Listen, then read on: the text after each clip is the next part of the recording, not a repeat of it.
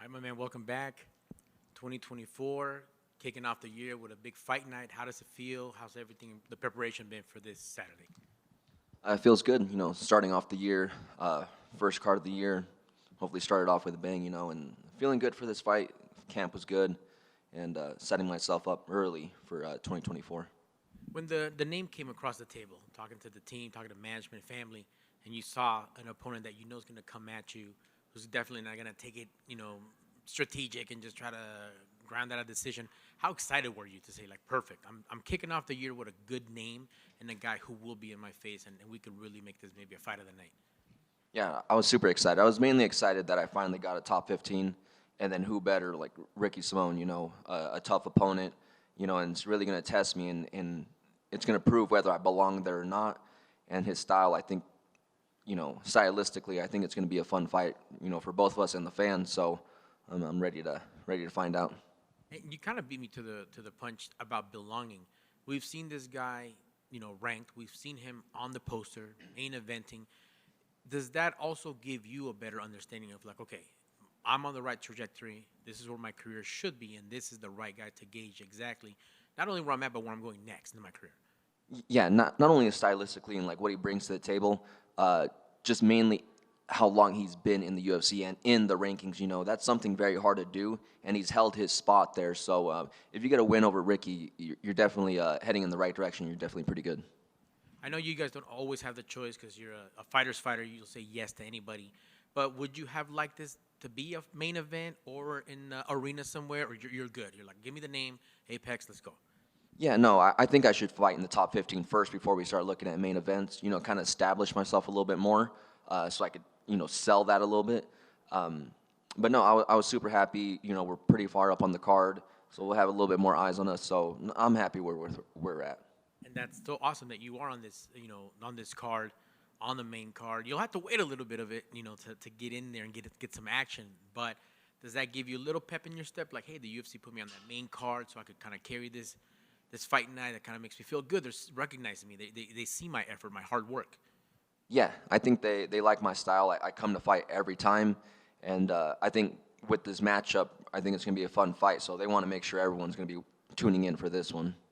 Excellent. And everybody has different goals. We've been able to ask some guys like what you got planned for 2024. Besides the obvious one, be active. What else can we see from you this year, and what are your goals if you want to share anything for 2024? Well, you're right. Be active. Hopefully, get 3 fights in this year, and just want to start working on some stuff outside of as far as like fighting and the gym stuff. I think I need to start working on like selling myself and promoting myself because I feel like that's like an area I kind of lack, and that's just kind of due to my demeanor, just kind of quiet by nature. But I think the closer we get to the top, that's going to be a very important thing in dictating fights and what fights I get and where I get put on cards. So I'm going to try to look into that a little bit better for me this year. And that's a great point because the game has changed. There's some fight fans that loved Fedor Emelianenko or Cain Velasquez that weren't talkers at all.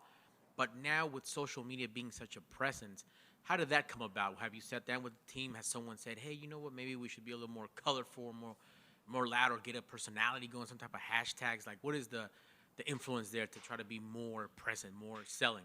That was mainly my decision. I didn't want to come into the UFC and jump right into that because that's not what I'm about. I wanted to prove my worth, and I'm a real fighter, and not just an Instagram person. So that was kind of my idea and my plans. So the closer I got to the top, then I would kind of transition more to, promoting myself and putting myself out there. So that's kind of what I'm looking for. That's awesome, man. And last for me, what can we expect on Saturday? Besides more promoting of Bautista, what can we look for on this weekend for you? It's going to be a great fight. Like I said, Ricky's really good. Stylistically, it's going to be a good matchup, but it's going to be one of my best performances. Awesome, man. Can't wait to see it, and good luck on Saturday, sir.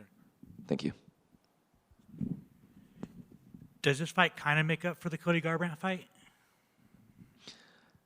Yes and no. It's not as big of a name, but it's in the rankings. So that's all I've wanted from, I think like 2 fights ago. So I just wanted a ranked opponent, and you know, Ricky's a decent name too. He's well respected amongst fighters. So yeah, I'm happy with the matchup. Do you feel the fans' interest in this fight? I feel like everyone's like looking forward to this fight the most. Like it's the could be fight of the night. It's just the most well matched up. Like, do you feel that? Yes and no. I mean, right from the start when it got announced, you know, a lot of fighters said, "Oh, this is a great matchup, this and that." I thought it was a great matchup. You know, like if I'm looking like third person kind of view, I'm like, "Oh, that's a good one." So, yeah, I'm excited for it and excited to put on a show for the fans.